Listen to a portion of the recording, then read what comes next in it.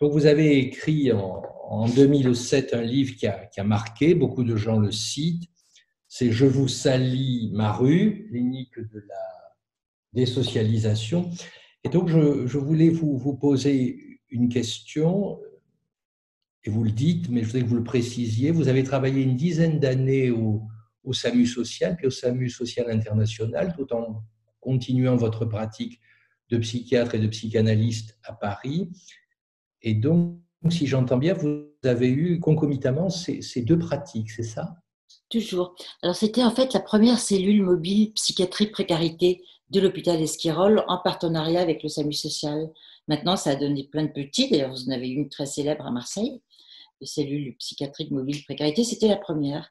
Et j'ai toujours eu des expériences comme ça, et ça continue d'ailleurs, professionnelles un peu dans les marges et en même temps le cabinet. Et quoi alors, ça donne d'ailleurs des choses bizarres parce que parfois les gens le savent et me disaient: oh, on n'ose pas venir vous voir au cabinet, vous voyez des choses tellement graves là-bas. Et je disais: mais si, venez, je vous en prie quand même. Et en fait, ils se trompent parce que la question de la structure psychique, d'abord, elle est à tout le monde avec ses particularités. Et puis, il m'arrive de voir au cabinet des situations tellement graves c'est pas sans intrication avec cette psychopathologie très particulière qui est celle soit des gens de la rue, soit celle que j'observe maintenant avec les jeunes qui arrivent, migrants qui arrivent juste en France, où il y a cette intrication psyché, corps et sociale. Dans le cabinet, évidemment, il y a moins cette question-là, mais pour autant, la question de la psychopathologie et de la lourdeur symptomatologique, elle est là. Alors, je voudrais vous poser une question à partir de votre pratique. Et avant que vous écriviez ce livre, c'est pas que c'était une réalité inconnue, mais qui était plutôt traitée par les sociologues. On connaît par exemple le très beau livre de De Clercq sur les clochards, etc. Et vous vous êtes intéressé à cet effet je vous cite, page 17, l'effet de la désocialisation profonde sur l'être humain abandonné à lui-même, écarté des acquis fondamentaux de nos démocraties et défini par une terminologie privative, sans logement, sans travail, sans compétences, sans identité, sans affiliation, sans socialisation, voire sans papier.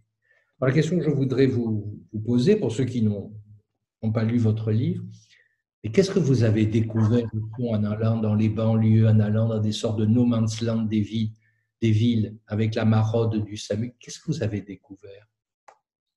J'ai découvert, ça commence à remonter un peu à quelques années maintenant, hein, une forme d'anéantissement de l'être, je dirais. J'ai découvert que la clinique, elle ne s'arrête pas justement à la psychopathologie subjective individuelle, mais que toutes ces choses dont que vous venez de citer, elles en font partie. Et c'est là où j'ai inventé ce que j'ai appelé la psychose laïque, c'est-à-dire que plus l'être va s'enfoncer dans cette espèce de néant, plus il va risquer de glisser vraiment dans la mélancolie ou dans une psychose. Mais en attendant, tant qu'il n'y est pas complètement, c'est ce que j'appelle comme de la psychose. C'est-à-dire que s'il en sort, si on retrouve une manière pour lui de raccrocher au monde de la réalité, la nôtre, il peut revenir vers nous. Donc, il ne sera, c'est pas vrai, il n'est pas tombé complètement dans la psychose. Mais j'ai vu à quel point on pouvait y glisser. J'ai vu donc aussi surtout la question de la misère de l'enfance, puisque dans la rue était surreprésentée, ça l'est toujours, mais au moins les gens maintenant en ont pris conscience, la question des maltraitances infantiles, des enfants de la DAS et de l'ASE, avec une proportion absolument inouïe de 30 à 40% qui sont dans la rue à l'âge de 18 ans, alors que pour nous, évidemment, nous qui avons tous des enfants ou des neveux, on sait bien qu'à 18 ans, ils ne sont pas du tout prêts pour aller dehors. Là, c'est sans pitié. Là, non seulement ils ont déjà un background terrible, mais c'est pas de pitié, 18 ans dehors. Donc j'ai vu tout ça. Je crois que c'est une des choses qui m'a le plus marqué, c'est la maltraitance psychique de l'enfance. C'était du Zola, quoi. Et ça l'est toujours. Mais comment vous procédiez? C'est-à-dire, naturellement, vous alliez vers eux parce qu'ils ne viennent pas forcément dans les dispensaires ou les structures existantes, c'est ça, avec la camionnette du SAMU Oui, mais c'était les premiers. Maintenant, je crois que les gens viennent plus. Hein, donc, il y avait beaucoup de ce qui est très compliqué dans cette histoire de aller vers et puis les maraudes. C'est très bien. Hein. Maintenant, au bout d'un moment, il faut aussi dépasser ça puis aller vers encore autre chose. C'est ce que je vous disais tout à l'heure avant que débute la séance. À chaque époque correspond des nécessités. Et je pense que là, il faudrait, ce que j'ai essayé de dire dans des associations quand je suis invitée à parler, c'est bien les maraudes, c'est bien d'aller vers, mais il faudrait surtout inventer d'autres dispositifs aussi. Voilà, qui correspondent au moment dans lequel nous sommes maintenant. Donc oui, le problème des maraudes, d'ailleurs, c'est quand les gens sont très alcoolisés. Là, on n'a pas accès. Il y a que les choses, on n'a pas accès à la subjectivité. Il y a plus la question de la survie élémentaire. Et là, il n'y a pas besoin d'être médecin, psychiatre. Mais la question, je crois que peu à peu, les choses ont bougé et qu'il y a moins de grandes personnes, de grands délabrés, comme on avait pu les voir, ceux qui m'ont fait écrire un article sur la question de ces gens qui avaient de telles douleurs, de tels symptômes, qui n'avaient même plus la possibilité en eux d'appeler à l'aide pour dire j'ai mal. J'avais écrit un article comme ça qui s'appelle Quand la douleur n'a plus d'adresse, qui a été validé par des neurologues, quand même très intéressant, hein, à savoir que au bout d'un moment, si vous appelez à l'aide, c'est un peu comme des petits enfants. On avait fait l'expérience dans des pays où il y avait des enfants qui étaient très abandonnés. C'est pas des expériences volontaires, hein, c'était un regard clinique. Si on ne fait rien, si on appelle à l'aide et que personne vient, au bout d'un moment, la personne va rester avec sa douleur, ne plus appeler à l'aide et se laisser aller avec le risque de mort, puisque la lésion, elle continue. Si vous voulez, il y a d'abord Et ça, l'appel à c'est l'aide, un... la révolte. La révolte. Après, il y a le retour sur soi-même avec des mécanismes autoprotecteurs, la déglutition, l'entourage, comme ça, pour percevoir que le corps existe encore. Et puis après, l'abandon. Et si personne ne vient, le risque de mort. Mais vous insistez beaucoup dans votre livre, et Xavier Emmanuelli, qui a le ministre et le créateur du SAMU social, en parle dans sa préface.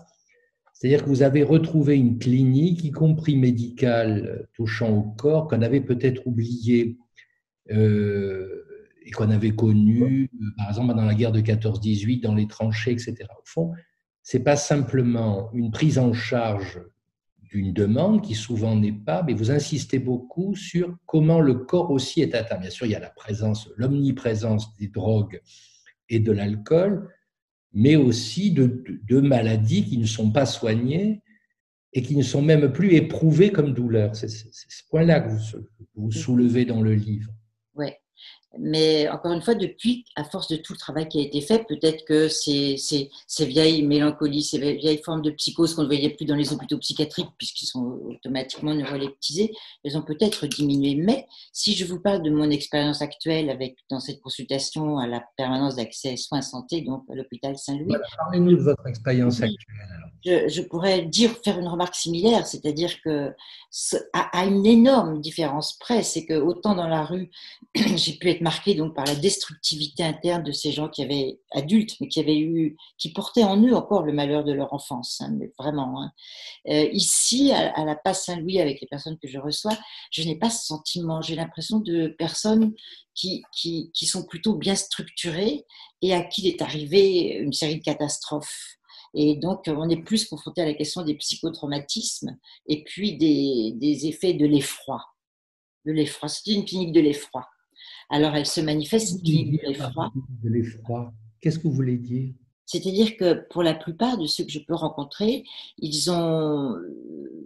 sont partis, il y avait ce matin, aujourd'hui c'est la journée nationale ou mondiale, je ne sais pas, des réfugiés, et il y avait le haut commissaire aux réfugiés qui parlait, et 1% de la planète est en marche, est en route, ce qui n'a jamais été aussi important quantitativement.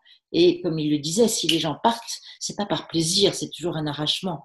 Il y a d'abord les guerres, et ceux-là, moi je les vois pas vraiment, puisqu'ils vont avoir le statut de réfugié, donc ils passent pas une permanence, une passe, ça s'appelle, hein, à Saint-Louis, puisque là n'arrivent que les gens qui n'ont pas de droit. Donc il y a ceux qui fuient les guerres, mais il y a aussi ceux qui viennent pour fuir la misère ou parce qu'ils ne supportent plus. Pour des femmes, c'est tout à fait nouveau de voir des femmes qui arrivent maintenant toutes seules, des enfants, comme on le sait, les jeunes mineurs, des femmes isolées. avec Internet, et c'est comme ça qu'on revient à la question des images, les informations circulent et la notion de la liberté, du libre choix de son corps et de son destin, y compris homosexuel, il y a beaucoup d'homosexuels qui doivent quitter des pays où c'est absolument interdit, ils prennent tous les moyens pour partir, et encore ceux qui arrivent, c'est ceux qui auront pu avoir suffisamment d'argent pour payer des passeurs qui se servent à un degré maximal qu'on n'imagine pas, je crois. Donc ils partent. Et ces modalités de départ qui vont être différentes pour chacun. Très souvent, il y a des histoires familiales très violentes, mais la migration, le trajet va être lui-même horrible pour ceux qui passent en plus par la Libye.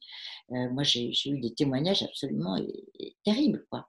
Et puis après, tout ça, ça nous amène à peu près en général à 3-4 ans de circulation. Ils arrivent en Europe et là, ils vont connaître, pour certains d'entre eux, ce qu'on appelle le dublinage. C'est cette chose assez qui, sur les papiers Excel, semble tout à fait intéressante et bien vue. C'est que chaque pays d'Europe va prendre son quota de personnes qui arrivent et voilà, etc. Sauf qu'évidemment, ça ne marche pas du tout comme ça et que des gens se retrouvent affiliés à des pays dans lesquels ils savent que ça ne va pas bien se passer et ils sont obligés de partir, faute de quoi, sinon, ce pays-là veut les rapatrier dans le pays d'où ils viennent. Par exemple, l'Afghanistan, qui a été décrété à un moment donné comme plus sécure qu'il ne l'était avant, et donc on affrétait des avions pour qu'ils repartent. Évidemment, ces gens s'enfuient, ils ne croient pas à cette version. Ils savent que là-bas, c'est toujours aussi dur. Ils s'enfuient dans un autre pays, par exemple la France, et là, ils doivent attendre 18 mois avant de pouvoir avoir le droit de demander le droit d'asile. Et c'est beaucoup de ces gens-là que je suis amenée à voir, et donc on est dans cette question du non-droit, de ces gens qui sont dans une espèce de perte d'identité avec une errance européenne et mondiale parfois terrible. Et donc, voilà, je les trouve finalement plutôt costauds. Plutôt costauds. Certains vont s'effondrer, vont faire des mélancolies, vont faire des délires, vont être hospitalisés. D'autres vont être extraordinairement violents. Et la plupart, pour beaucoup, c'est la question du psychotraumatisme que j'ai donc appris à découvrir en détail. Parce que comme tous les mots qui surgissent à un moment donné, on en fait un peu un mot à la mode. Pour autant, c'est une vraie entité clinique qui est née de la psychiatrie de guerre et d'une certaine manière, on est dans une psychiatrie de guerre. Mais la question que je me pose, c'est vous les recevez à quel titre? Pourquoi s'adressent-ils à vous? Comment ou pourquoi? Ils arrivent dans une permanence d'accès à soins santé parce qu'il y a des médecins. Et c'est ça que je trouve passionnant, que je pense qu'ils pourraient faire modèle. C'est d'ailleurs ce sur quoi se bat Claire Georges, avec qui je travaille. C'est que c'est une clinique mixte. Donc, ils viennent voir un médecin. Il faut qu'ils viennent voir un médecin quand ils arrivent en France, voir comment ça va. Et là, les internes, les attachés, on est tous des attachés beaucoup d'attachés qui venons du libéral. Puis il y a des internes en médecine, on dépend d'un service de médecine interne, voient des patients et très vite, elles se rendent compte que les symptômes qui sont évoqués, notamment par exemple chez les Africains subsahariens, la question des douleurs, des plaintes somatiques diverses, ils nous montrent que ce ne sont pas les mêmes codes que les nôtres de représentation d'une souffrance qui pour eux est aussi psychique que physique, parce qu'ils n'ont pas non plus cette différenciation que nous avons très cartésienne de ce qui serait le corps et ce que serait la psyché. Et donc, est-ce qu'il va s'agir de donner de l'iprane, comme je l'ai vu faire, non-stop, ou est-ce qu'il va falloir pouvoir s'asseoir, s'interroger, comme on le faisait auparavant, et comme je rêve qu'on le refasse maintenant dans la médecine, et qu'on dise, bon, parlons de ces douleurs de ce monsieur, avec l'assistante sociale, le médecin généraliste, la psychologue ou la psychiatre qui est là, et qu'on fasse un tableau global de cette situation. Et les psychotraumas, c'est un syndrome dans lequel les plaintes somatiques ont une part très importante. Donc, le risque de l'accueil de la médecine occidentalisée serait d'isoler chaque symptôme pour ne pas le faire se recouvrir d'une question sur la douleur de l'être et du souvenir et de la mémoire traumatique, puisqu'ils ont vécu des choses en général tout de même extraordinairement difficiles. Mais du reste, c'est une question celle que vous abordez maintenant, qui court dans votre livre. Par exemple, à la page 156, vous écrivez « Une psychiatrie, dans ce contexte, qui ne renverrait qu'à l'étude d'une psyché déconnectée du corps et de ses maladies, n'est pas envisageable, comme il est inimaginable qu'elle soit déconnectée d'un travail social ou d'un travail avec l'institution qui accueille ces malades. » vous reprendriez tout à fait cette Oui, phrase. oui, oui, oui. Mais j'irais même plus loin. Je dirais que finalement, ce que j'ai appris dans les marges, c'est valable pour nous tous. Je dirais que cette clinique-là, surtout maintenant, avec ce qu'on vient de vivre là et ce qu'on va vivre avec une crise sociale majeure, euh, elle, elle nous concerne presque tous, c'est-à-dire que, par exemple, j'avais travaillé à un moment donné sur les effets du chômage sur la santé, sur la dermatologie, sur plein d'organes. Euh, ça nous concerne tous, je dirais. C'est ça qui m'intéresse dans le fait de travailler dans les marges, comme ça a été le cas dans la rue et puis maintenant avec ces populations migrantes sans droit, c'est une forme d'éclairage, c'est comme un éclairage de ce que le monde va être. Et il ne faut pas qu'on se leurre, ça va continuer. Donc il faut bien qu'on apprenne à penser comment les soigner, comment accueillir, comment penser cette situation-là, en se départissant, si c'est possible, et là je suis assez sombre parce que je trouve que c'est très difficile, de positions idéologiques, de positions héroïques, de positions émotionnelles, de ceux qui savent, et puis de ceux qui réfutent.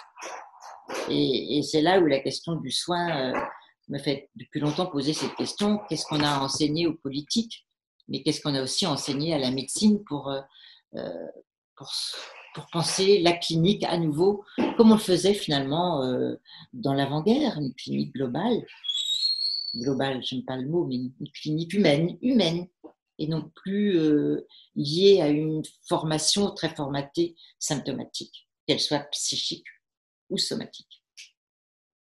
Donc c'est ce point-là que vous interrogez, ce qu'une médecine, vous y insistez dans votre livre, sur une clinique médicale basée sur les preuves, et vous en voyez les limites lorsque vous allez dans les marges, au fond, immédiatement.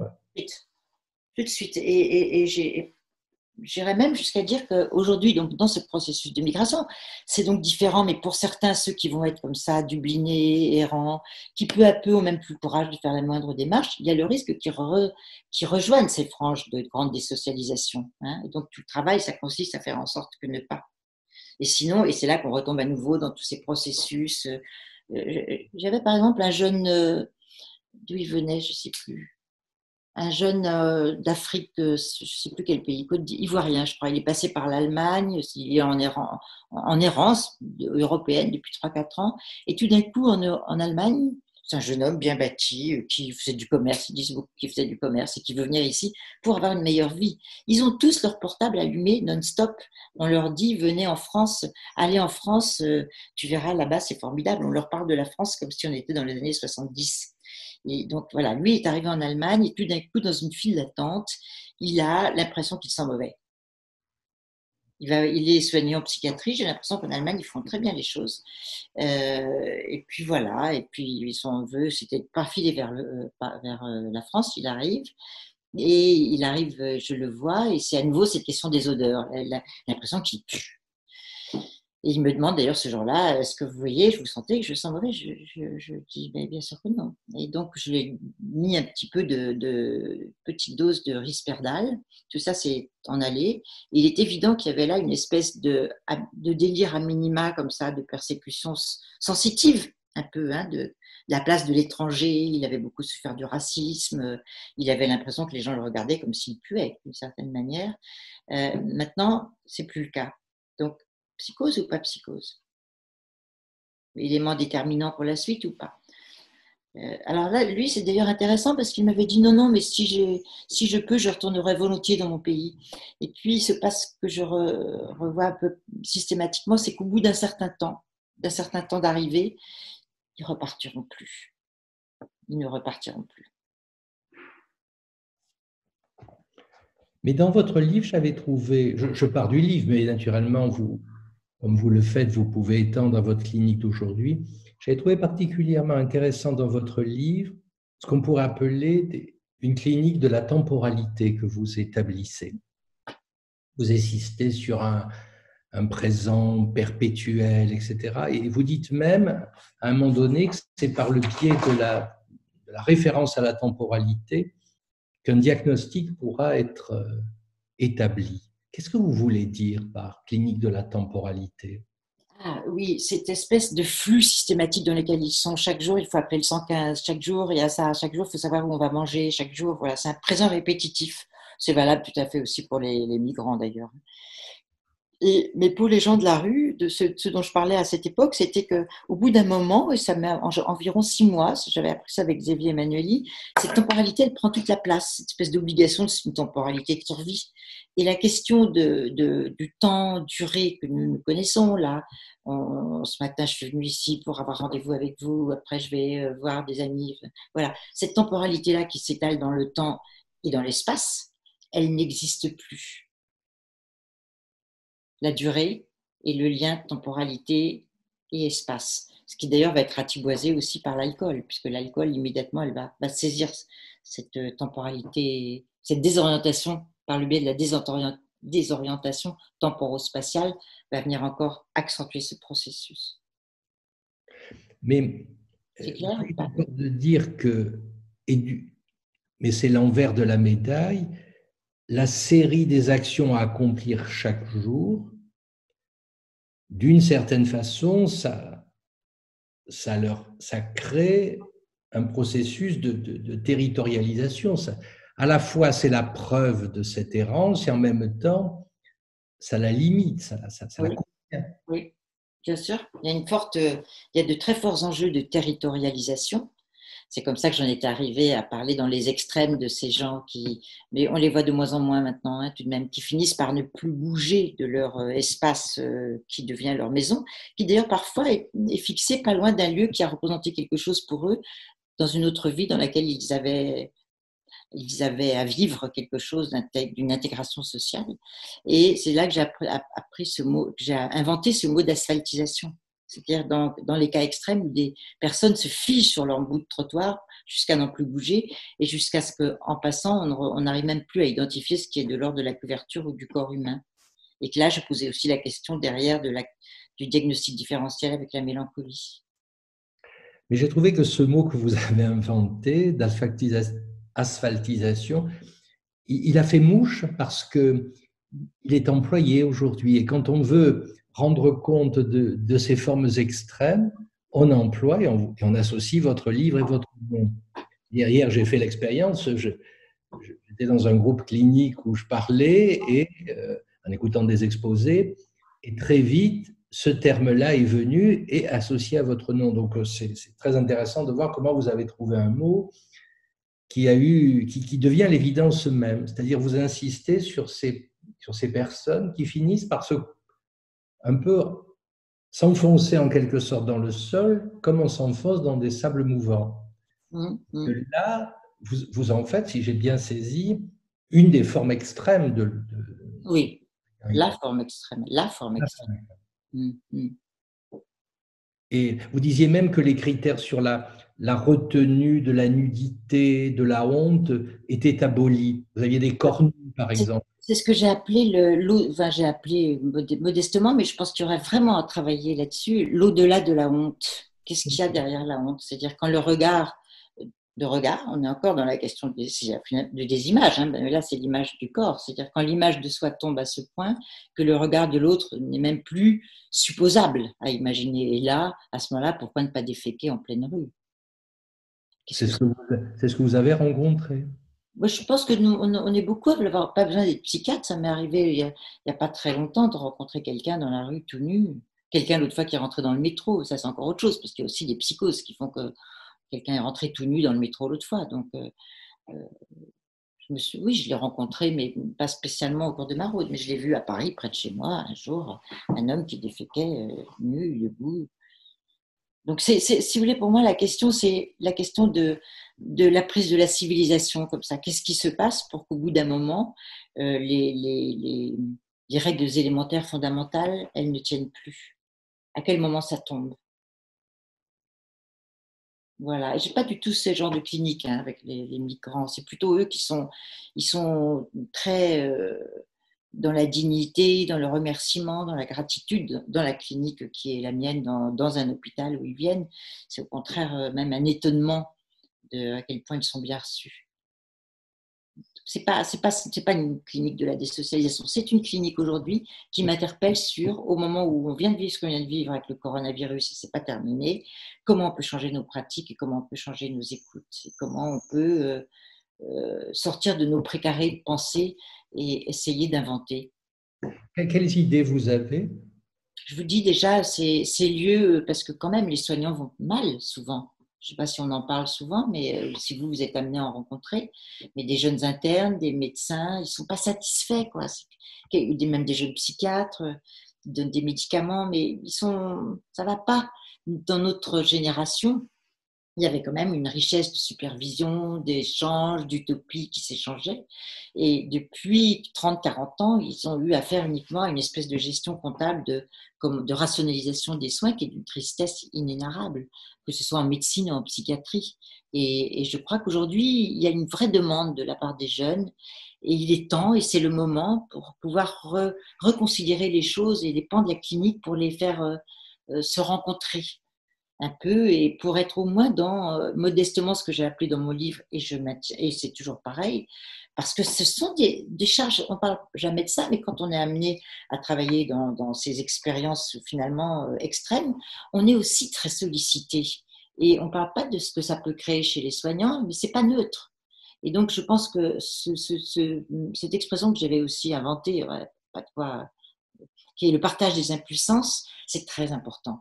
Parce que si on est plusieurs à partager quelque chose, y compris des expériences traumatiques diverses, et c'est le cas, il faut soutenir la narration de quelqu'un qui vous raconte qu'il a été suspendu à un arbre en Libye avec la photo envoyée à la cousine pour qu'elle envoie immédiatement la rançon, une autre femme complètement brûlée. Il faut soutenir ça. Hein. Et finalement, sinon, on risque de tomber, si on ne se pose pas les questions de qu'est-ce que ça nous fait à nous, on risque de tomber dans un regard euh, soit de la frime, soit voyeur, soit d'une espèce de jouissance très malsaine. Et je pense que il faut partager ces choses-là. Il faut pouvoir parler. Il faut diversifier les approches. Moi qui suis, comme vous le savez, venue de la psychanalyse, qui suis psychiatre, je me suis formée à l'EMDR pour ces grands traumas, là où les images sont complètement omnipotentes dans la mémoire traumatique. Bon, c'est pas pour autant que je vais faire de l'EMDR ma religion, mais il faut oser bouger, se déplacer psychiquement. Il y a une question que je voudrais vous poser, dont on avait débattu ensemble cet été, c'est plutôt la dimension politique de prise en compte et en charge de ce dont vous parlez et que vous appelez le mais, M-A-I-S. Mais quelques points de suspension. Et j'avais trouvé particulièrement intéressant cette restriction qu'introduit le mais et dont vous ne vous contentiez pas de déplorer le caractère restrictif quand on introduit un mais ou de relativisation, mais vous lui donniez un autre statut qui, en quelque sorte, était le point d'interrogation que posait le migrant, l'exil, cette désocialisation dont vous aviez parlé, des questions qui sont posées par le biais du politique à une société. Elle est d'accord, mais... Oui, je me suis interrogée sur finalement la complexité des choses et la manière dont aujourd'hui, plus que jamais, d'ailleurs avec peut-être l'accroissement par le biais des réseaux sociaux de solutions simplistes et en nombre de mots limités, d'être pour ou contre. Bon, il ne s'agit pas de ça, surtout quand on travaille comme ça à l'intérieur même des institutions, on voit à quel point tout est compliqué, comment les institutions sont éreintées. On voit qu'on ne peut pas être pour ou contre. Mais ce qui m'est venu en tête, c'est mais comment en est-on arrivé là, à ne plus pouvoir penser, discuter? Et je vous reprenais cette phrase célèbre, qui a d'ailleurs été à moitié déformée, de Rocard, qui était, bien sûr, que j'aménage d'une autre manière, hein, qui est bien sûr, c'est terrible de voir tous ces gens se noyer dans la Méditerranée, mais pour autant, on ne peut pas accueillir toute la misère du monde. J'avais refait la phrase comme ça. Hein. Et je m'interrogeais sur cette place du mais. Comment, il me semble qu'il a eu à un moment donné une place plus dialectique, on pouvait discuter vraiment sur ça n'est pas acceptable. Et comment maintenant ce mais a pris une fonction beaucoup plus d'élimination du début de la phrase, c'est soyons sérieux. Soyons sérieux, ce qui compte, c'est protégeons-nous et laissons l'humanité à l'eau. On peut pas, soyons sérieux. Un mais de récusation, j'appelais ça. Et c'est ce glissement d'un mais dialectique à un mais de récusation qui m'est venu, sur lequel je me suis interrogée dans la manière dont nous-mêmes, nous avions un peu mollement consenti à ne plus interroger ces questions. Il se met dans le langage. Je ne sais pas si c'est pas très clair ce que je dis. Mais ça me paraît, ça me paraît vraiment important, cette histoire du mais, parce qu'à la fois ça touche la clinique, ça touche votre pratique, ça touche notre pratique, mais ça touche aussi la façon dont une société peut traiter ce réel, ce réel. Oui. Etc. D'une certaine manière, c'est une élimination d'un réel, le mais. L'élimination d'un réel, tout en se donnant, je ne sais pas comment on doit dire, la bonne conscience de le reconnaître. À la fois, il est reconnu, on ne peut pas dire qu'il est dénié, c'est pas, ça n'existe pas, c'est faux. Non, c'est vrai, vous avez raison, on le constate, on compatit. Mais faisons comme si cela n'existait pas. Mais, et le mais, au fond, a une fonction nouvelle, parce qu'on a connu des périodes où effectivement il y avait un voile. N'en parlons pas, ça n'existe pas. Aujourd'hui, il me semble, vous allez m'éclairer là-dessus, il y a une reconnaissance du fait, des faits, mais en quelque sorte, alors c'est quoi? Au nom d'un réalisme, au nom de contraintes économiques, on ne peut pas ou on ne veut pas. Vous êtes d'accord qu'il y a ce mais? Oui, oui, oui. Alors, pour autant, je n'ai pas de solution. Je ne suis pas en train de dire. C'est ça la question. Ça n'est pas parce que je ne suis pas d'un côté ou d'un autre. Il y a ce réel. Comment pourrions-nous en parler sans qu'immédiatement ce soit l'idéologie qui arrive et une idéologie qui, elle, empêche toute prise en compte de ce réel. Alors, la question, c'est finalement qui devient fou là-dedans? Est-ce que ce ne serait pas nous à ne pas voir les choses? Parce qu'au fond, et vous aviez insisté, puisque avant d'être psychiatre, vous avez été médecin du travail, donc c'est quand même toujours cette question où l'enjeu clinique est inséparable d'une société, de la façon dont elle traite l'affaire. Bien sûr, et dont elle soigne. Regardez même les rapports qui avaient été faits sur ce sujet, une souffrance qu'on ne peut plus ignorer, le rapport Lazarus. Je m'attendais à ce qu'on parle de la souffrance des gens. En fait, on parlait de la souffrance des gens, des soignants aussi. Donc, c'est de la société, d'une certaine manière, les soignants. Hein. Et là, ça met les gens en porte-à-faux. Oui, oui, bien sûr. Ça ne concerne pas que les personnes à la marge, ce dont on parle dans ce mais, ça concerne toute la société. Que se passe-t-il? Et les jeunes générations qui arrivent, eux, prennent ces phrases autrement. C'est là où il y a un clivage de génération à partir de ce mais, parce qu'eux, ils ont un autre rapport au réel. Vous expliquez comment ils le prennent, ce mais? Je ne peux pas dire ils, mais Quelques-uns. je vois bien je ne sais pas, là, on s'égare peut-être un peu, non? Mais Non, pas du tout. Je crois que c'est important, j'insiste sur cet effet du mais pour le déployer devant ceux qui nous écoutent. Chez les jeunes qui je vois beaucoup de jeunes au cabinet, je les trouve très radicaux, du coup, une forme de radicalisation. Alors, sur la question de la place de la femme, sur l'écologie, sur les migrants, là, ils vont être de l'autre côté du mais. Ils ne vont pas supporter qu'on ait laissé ce mais devenir celui dont on a parlé il y a 5 minutes. Et ils ne veulent même plus entendre tout ce qui pourrait ressembler à une justification pour eux. C'est-à-dire qu'ils vont être dans une démarche, je pense qu'on est dans des mutations anthropologiques importantes, hein, mais changement de paradigme. Quel est le paradigme qui change? La sexuation, déjà, beaucoup, je crois, la place de la sexuation, me semble.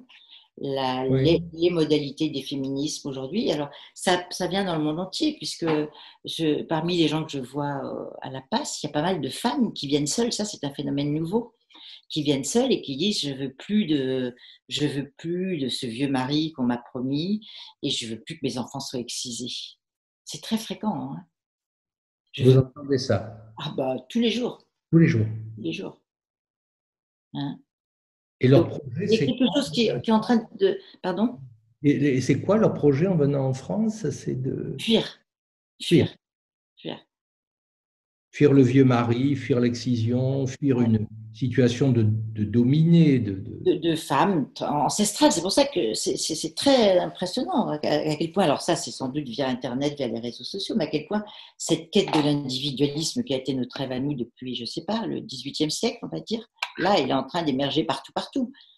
Enfin, je dis de la petite place que j'occupe, hein, mais vos envies de ces personnes, c'est qui arrivent et que comprennent tout à fait les jeunes d'aujourd'hui dans nos contrées, ou alors qui les refusent totalement. C'est là où on vient dans une idéologie extrême droite ou bien extrême gauche ou gauche, je ne sais pas. Mais il y a l'idée que chaque être humain a droit à une identité qu'il choisit. Et donc, vous savez comme moi le nombre de pays qui refusent, y compris pas loin de chez nous, l'homosexualité. Donc, qu'est-ce qu'ils font? Ils s'enfuient. Vous avez toujours gardé des liens avec la psychiatrie hospitalière ou des services ou autres. Vous auriez pu, au fond, rester dans votre cabinet Les Beaux Quartiers. Ça n'aurait posé aucune difficulté. Mais justement, vous avez toujours voulu garder un pied où, en quelque sorte, les bruits du monde résonnaient avec une acuité plus vive. C'est ça, dans le cabinet, les bruits du monde ne sont pas présents, mais ils sont médiatisés par la position de celui qui vient s'adresser au psychiatre ou au psychanalyste. Et c'est quoi? Vous diriez que pour votre trajet, c'est nouer la pratique clinique et psychiatrique à la dimension politique? Non. Non. C'était spontané, c'était une évidence. Je crois que les bruits du monde résonnent dans mes oreilles depuis que je suis née. C'était une évidence. C'était une évidence que... Il fallait que je sois dans des lieux comme cela, à droite, à gauche, à entendre l'air du monde en train de... Je ne peux pas vous dire pourquoi. Non, mais... Par contre, ce qui est intéressant, c'est que j'ai vu la psychiatrie avec toutes ces... Voilà. J'ai beaucoup travaillé avec les enfants, j'ai vu l'évolution de la psychiatrie. Je l'ai Voilà, vu comme vous, je pense. Qu'est-ce que vous avez vu comme évolution? La tristesse. La tristesse? Oui, la tristesse. Ben, les réunions, je me souviens très bien quand est arrivée l'histoire des 35 heures dans les hôpitaux, là, j'étais dans un CMPP. Les réunions cliniques ont toutes été annulées pour ne plus parler que de ça pendant quelques mois. Ça fait un espèce d'effet d'abrutissement comme ça. On a commencé, c'était donc l'arrivée de la T2A, je crois. On a commencé à parler du prix de la poignée de main du psychiatre, enfin, des choses absolument ridicules qui faisaient rire, mais tragiques de fait. Et je trouve vraiment en même temps le démantèlement de la pensée analytique dans la psychiatrie. Hein. Et pourtant, vous savez à quel point je suis toujours un peu tout près, mais pas vraiment dedans, dans la psychanalyse et tout. Mais la perte de la pensée, pour moi, est une considérable désespoir. Et puis, la découverte que la psychiatrie, elle avait lieu souvent dans des structures où il n'y avait pas de psychiatre. Par exemple, dans les structures d'aide à l'enfance en grande difficulté, pas de psychiatre. Très peu de pédopsychiatres maintenant. Alors ça, c'est aussi de mes dernières découvertes pendant le confinement, comme beaucoup d'autres. Je me suis inscrite sur un site, non pas de rencontre, un site médical de consultation. Et à ma grande surprise, alors là, on revient aux images, les consultations, j'avais arrêté parce que là, j'ai besoin de me reposer un peu quand même, mais ceux qui sont arrivés, j'avais marqué enfants, ce sont des enfants des grandes banlieues parisiennes qui sinon ne seraient pas venus. Comme si le numérique faisait enlever des frontières, sans doute psychiques et pas que sociales, à leur venue, et des consultations extraordinairement riches. Et puis après, ils sont venus. Qu'est-ce qu'ils vous disaient? Enfin... C'était de la vraie pédopsychiatrie, mais sauf qu'il n'y a plus de pédopsychiatres, il y a des déserts médicaux partout. Mais c'est pas que dire déserts médicaux, c'est qu'il pouvait, il y a plus cette pensée qui circule. Aujourd'hui, il y a les virus qui circulent, mais souvenez-vous, il y a encore 20-30 ans, diffusait comme ça une pensée qui faisait que les gens, je sais pas, il y avait quelque chose. Aujourd'hui, il y a du psychologique partout, mais cette pensée un peu vive, alerte, celle qui retrouve la parole au milieu de tous ces mots de communication, qui renoue avec ce que je vous disais dans mon petit mail hier, un axe symbolique, et non pas avec l'axe de la communication, ça manque. Et les gens sont loin d'être idiots. Dès qu'ils sentent qu'il y a cette dimension-là qui surgit, ils viennent. Ça, c'est nouveau alors. Je sais pas, moi, j'en sais rien. Je vous parle de ma petite vie à moi. Hein.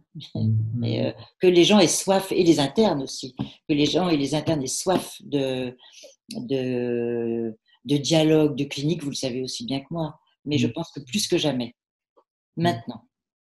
Et le SAMU social, qu'est-il devenu? Il fonctionne toujours ou... C'est devenu un gros machin, un gros établissement, comme tout. Et maintenant, je ne peux pas en dire plus, je ne sais pas, mais ce qui a changé aussi, c'est qu'avant, on pouvait, tiens, je connais un tel, je vais demander à un tel s'il pourrait m'aider à trouver une place en urgence pour cette dame qui va vraiment très mal. Aujourd'hui, on ne peut plus. C'est des grands bâtiments fermés, clos, il faut passer par des procédures, comme pour tout, comme pour aller. Bon, alors en même temps, il faut comprendre qu'il y a un tel nombre de personnes qui demandent qu'on ne va pas leur jeter la pierre. Hein. C'est devenu, mais c'est une institution. Et Xavier Emmanueli, avec lequel vous avez toujours des liens de travail, d'amitié, etc., qu'est-ce qu'il en dit actuellement de cette machine qu'il a montée? Bon, lui, il rebondit toujours, il invente. Là, il a inventé une ligne SOS confinement. Donc c'est bien, ça fait partie de ces gens justement qui ont les capacités à tout âge quand même, hein, il est plus tout jeune, d'inventer, d'aller là où ça se passe. Et ça, je crois que c'est quelque chose qu'il faudrait arriver à développer. Ça ne peut pas s'inventer, mais il y a des gens qui les ont, ces idées. Mais en France, on a quand même un très grand talent pour écraser les idées novatrices. Vous l'avez constaté. Bon, oui, pas vous? Oui, oui, oui, on le constate.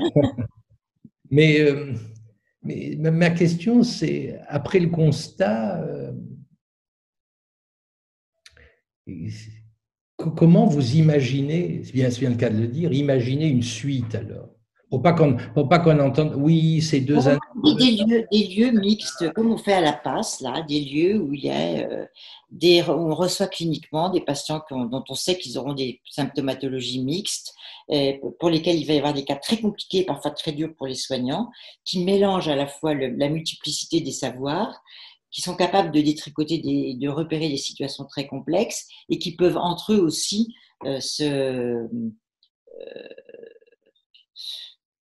s'apprendre des choses et non pas un savoir qui viendrait uniquement de la hauteur verticale, de savoir des mandarins. C'est plus possible quand on est face à des pathologies où toute la pathologie médicale, à la fois médicale, infectieuse, psychiatrique se mêle. C'est bien d'être tous ensemble et je pense qu'on pourrait le dire pour plein de. Faudrait, si vous voulez, par exemple, on a inventé les maisons de santé en France pour les médecins généralistes, c'est bien, mais parfois on a inventé les murs, on n'a pas inventé l'âme. C'est tout à fait ça.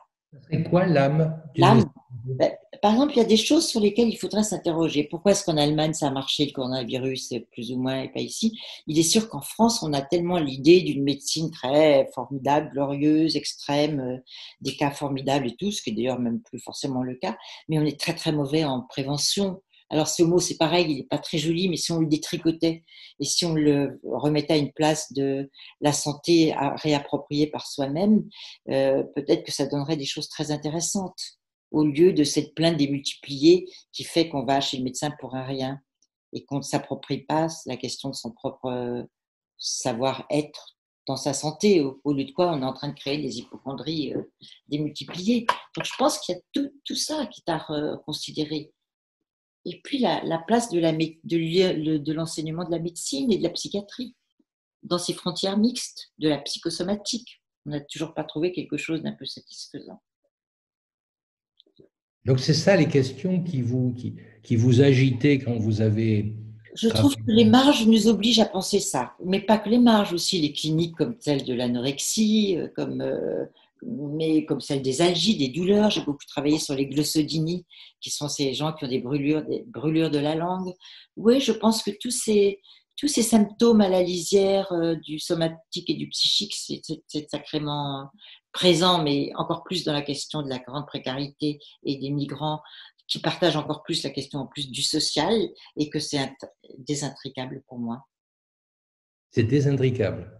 Corps social, c'est pris dans le corps social. Ouais.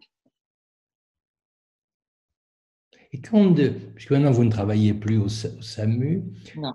quand vous pensez à ces 10 ans, vous vous retournez comme ça, et que vous voyez tout le travail que vous y avez fait, que le SAMU lui-même faisait de façon inventive, comme vous le rapportez, si maintenant alors vous vous retournez, qu'est-ce que c'est qui vous apparaît D'abord, d'abord? je vais être un peu méchante pour moi, mais j'ai pas fait tant de travail que ça. J'étais tellement hébétée que j'ai regardé que c'est très difficile, justement. D'abord, c'était SAMU social et Esquirol. J'ai pas l'impression d'avoir pu faire grand-chose parce que, justement, la question de, une fois qu'on va vers les gens, qu'est-ce qu'on fait en tant que psychiatre? C'est La seule absolument chose, la question que vous posez dans le livre. la seule chose intelligente que j'ai faite, c'est d'écrire ce livre. Vraiment. Qui a servi aux travailleurs sociaux, mais je n'ai pas de souvenir formidable de là, alors que là, dans ma consultation, oui, je pourrais vous dire que je suis extrêmement gratifiée comme psychiatre, là, actuellement. Dans la rue, non. C'est le livre que j'ai écrit, dont je suis fière, c'est tout. Pas de mon. C'était trop désarticulé, c'était trop une clinique de la désintégration. Là, pas du tout, je suis ravie du travail que je fais dans cette passe. Ah, mais c'est Oui, très. ravi parce qu'il y a une dimension d'aide manifeste, hein, et puis que c'est gratifiant, et puis qu'on en parle entre nous. Dans la rue et face à la grande précarité, vous avez rencontré le mur d'un réel, et même pour vous d'une impuissance, c'est Oui, ça? oui, oui. Mais encore une fois, depuis, ça a dû changer, hein. Ça a dû Mais changer. oui, bien sûr. Oui, ça a changé parce que qu'est-ce que c'est l'impuissance? Ça dépend aussi de ce qu'on fabrique en face au niveau des ouvertures d'institutions, de créativité. Et depuis, les choses ont bougé. Donc, ce que moi j'ai vécu il y a 15 ans, parce que 2017, j'étais déjà partie, c'était juste la fin, donc c'était il y a 15 ans. Ça a beaucoup bougé depuis. Les lignes bougent. C'est ça que j'essaie de vous dire depuis le début. Les lignes bougent et ce qui est vrai à un moment donné n'est plus forcément vrai aujourd'hui. Ça a empiré aujourd'hui ou au contraire, il y a des dispositifs d'accueil, Je ne sais pas, la dernière chose intéressante à laquelle j'ai participé, c'était une étude qui s'appelait Samantha, qui est d'ailleurs en ligne, qui est très intéressante, c'était il y a 8 ans, et qui montrait dans tous les territoires du SAMU social région parisienne que finalement les psychopathologies psychiatriques, elles n'étaient pas les mêmes selon les lieux d'accueil. Et ça, c'était très intéressant. C'est-à-dire dans les lieux d'accueil d'urgence où il y a beaucoup de migrants ou de gens qui arrivent, des jeunes, c'était l'angoisse qui était prévalente dans les CHRS, qui sont des lieux normalement qui sont censés aider les gens à retrouver une place quand ils travaillent, mais qui en fait étaient devenus des lieux embolisés par des gens pour lesquels on ne trouvait rien. C'était les graves dépressions. Et puis, il y avait encore un autre endroit où c'était carrément la schizophrénie, les troubles psychotiques, je ne sais plus ce que c'était, les cellules d'urgence. Parce qu'en fait, si, ce que j'ai appris, voilà, pour répondre à votre question, c'est qu'il y avait quand même un certain nombre de patients de personnes qui étaient des patients des hôpitaux psychiatriques. Et c'était l'époque où on avait fermé les lits en France, mais pas du tout pour des raisons comme en Italie, avec une pensée d'antipsychiatrie ou de psychiatrie de cité, mais pour des raisons économiques. Et comme je le dis avec un peu d'humour, est-ce qu'on imagine une manifestation de psychotiques sous les murs du ministère de la Santé, criant rendez-nous nos lits? Non. Donc, un certain nombre, on va dire, je sais pas, 20-30% des gens de la rue étaient en fait des malades psychiatriques qui n'étaient pas, enfin, c'est l'impression que j'ai eue, pas mécontents de changer d'acronyme, de passer à SDF plutôt que schizophrène ou quelque chose comme ça. Et qui, somme toute, ça c'était mon regard un peu, c'est mon regard, hein, il faut vraiment le prendre avec beaucoup de précaution. Finalement, je me suis dit que la psychothérapie institutionnelle, elle avait changé de bord, de rive sans le savoir, et qu'elle était venue dans la cité, dans tous ces lieux d'accueil pour les SDF, dans lesquels on retrouve aussi des grands psychotiques qui, somme toute, se débrouillent pas si mal. Ils ont inventé certaines dans les lieux d'accueil. C'est pour ça que quand j'allais faire des supervisions, parfois, je me hâtais de ne surtout pas dire « Oh là là, celui-là, il a l'air de mettre des diagnostics » parce que ça marchait bien. Ça marchait bien, il n'y avait pas de diagnostic, chacun savait y faire comme ça. Et si le psychiatre est arrivé avec des gros sabots en disant celui-là c'est un schizophrène, celui-là c'est un paranoïaque, hein, ça aurait pu devenir très dangereux. Évidemment, il y a plein d'autres cas où il faut le dire, où il y a des dangers, où il y a eu des mises en danger. Mais en gros, la question que je me suis posée, c'est tiens, toutes ces structures d'accueil dans la cité n'ont-elles pas pris le relais?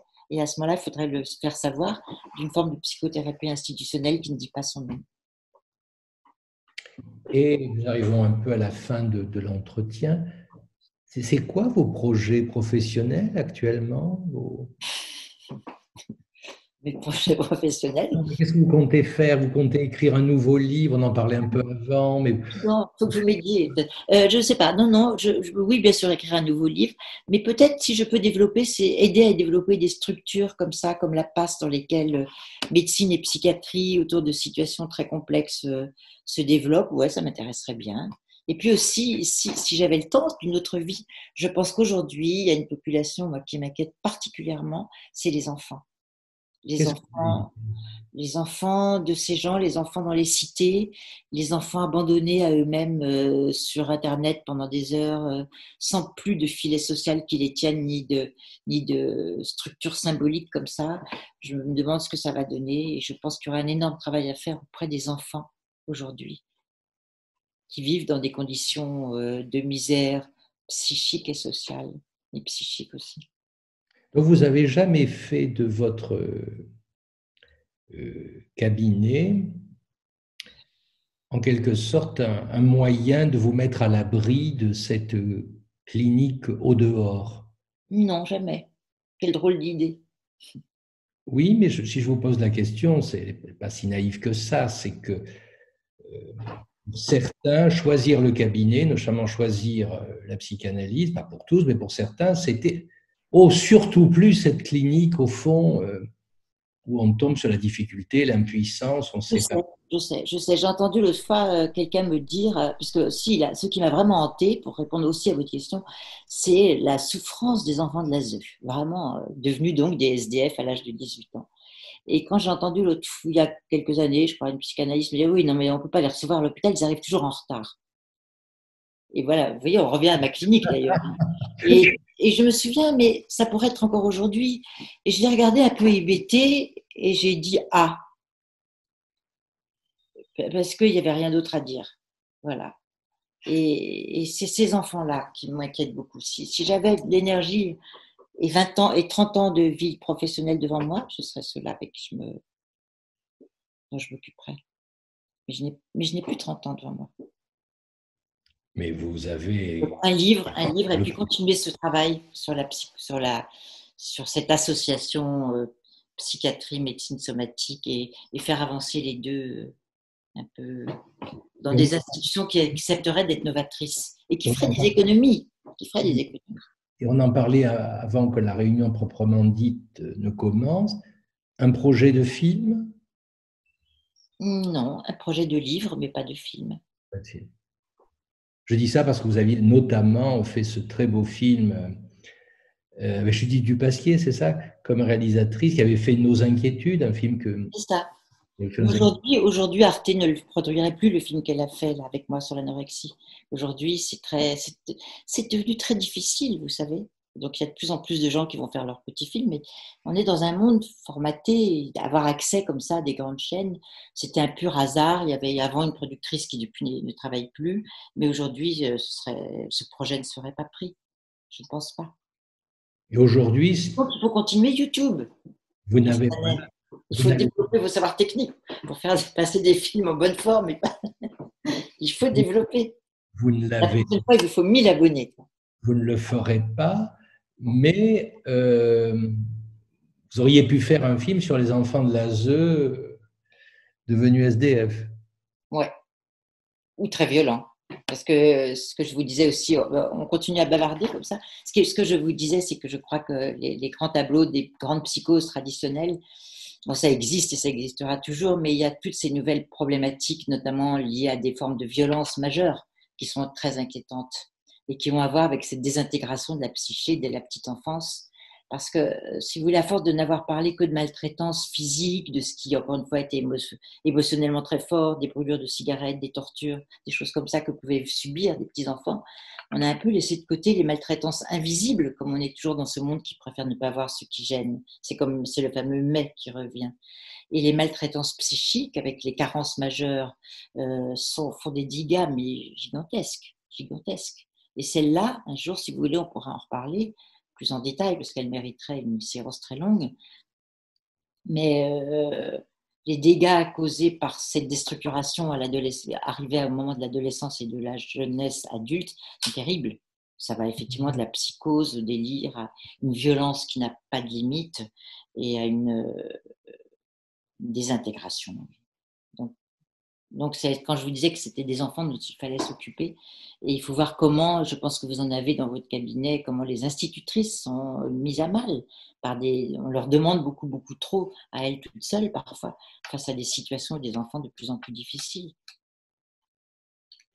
Bon, est-ce que vous voulez ajouter quelque chose à la rencontre à laquelle vous venez de participer, où nous vous avons accueilli avec beaucoup de plaisir? Quelque chose à ajouter? Oui. Bon, je suis très contente. Vous n'êtes pas à Paris, donc vous n'êtes pas. J'étais à Paris, j'étais dans ma maison à la campagne et j'ai dû fuir ma maison à la campagne. J'ai pu comprendre ce que voulait dire zone blanche au niveau du réseau. Donc je me suis rapatriée chez un ami qui m'a accueilli, qui est un écrivain, cinéaste, qui écrit plein de jolis livres, qui s'appelle Alain Dumas. Je vous conseille ses livres qui s'appellent Les Replis du monde. Voilà, parce que quand même, il m'a hébergé en urgence. Je lui dois bien cela et c'est un très beau livre. Bien sûr. Et puis, nous avions eu le projet que, au départ, l'entretien se fasse dans un lieu Oui. que je connais, vous m'avez invité cet été, et j'en garde un souvenir délicieux. C'était, alors, ce lieu, L'Arbre vagabond, c'est des éditions Chêne au Chambon-Solignon qui ont transformé leur lieu en librairie-restaurant. C'est eux qui organisent aussi avec France Culture Lecture sous l'arbre qui vont être annulées cette année. Et j'étais chez eux hier matin avec mon petit ordinateur pour voir si. Mais là-bas, le réseau était aussi mauvais que chez moi. Mais voilà, l'Arbre vagabond, je vous conseille vivement à ceux qui aiment la beauté de la nature sauvage et d'une librairie-restaurant magnifique d'y aller faire un saut. L'Arbre vagabond. c'est un éditeur presque de légende, puisque c'est ces magnifiques livres des éditions du Chêne, justement. Chêne. Chêne, Cheyne. voilà, et où il y a de très grands auteurs qui ont pu être publiés. C'est fait avec un soin inouï. Nous avons tous les deux ce goût du livre, du papier, des odeurs, de la qualité, surtout pas le numérique, etc. Et disons que la conversation avait été prévue inauguralement là, mais là vous êtes très bien, vous avez des livres derrière vous, et donc je voulais vous remercier vivement. Il y a une question. La langue n'était. J'ai pas parlé de la question. Qu'est-ce qu'elle dit, cette dame? La langue n'était-elle pas quelque. J'ai pas compris. La langue n'est-elle pas quelquefois une difficulté pour accueillir certains réfugiés? Bien sûr. On a, nous, la chance et le privilège d'avoir un interprétariat professionnel téléphonique. Mais bien sûr, C'est-à-dire des personnes traduisent le bambara ou tout ça? par téléphone. Donc, je pose des questions et voilà. Et c'est bien.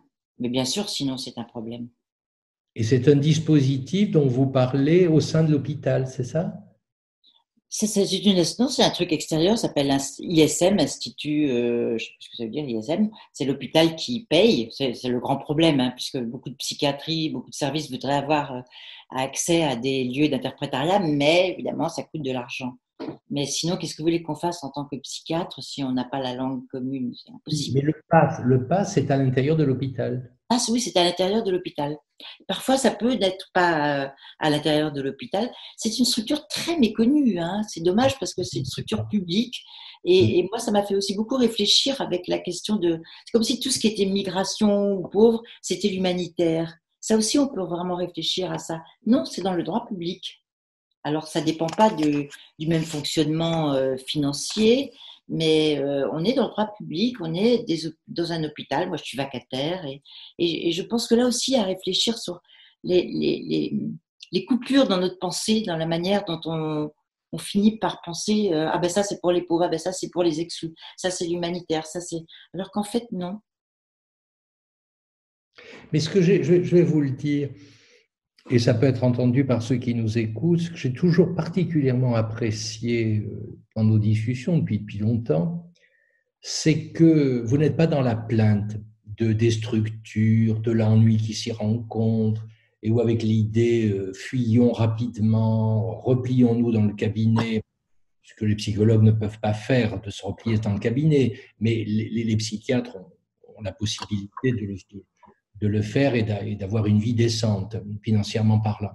Mais justement, vous n'avez jamais eu ce discours, j'allais dire pleurnichard sur les structures, mais plutôt que le constat n'entame pas votre dynamisme et votre volonté d'en tirer un savoir et de le transmettre. Ouais, c'est vrai. Vous êtes d'accord? Je regarde où il y a quelque chose qui pourrait avancer. Combien j'entends de psychiatres, de collègues, de psychanalystes, etc. Et c'est tout à fait, je ne les critique pas, c'est leur légitimité à eux, d'une plainte qui aboutit à la fuite. Bon. Et vous, Peut-être qu'ils ont peur. Peut-être qu'il y a la peur. ils ont peur, peut-être c'est l'ennui, etc.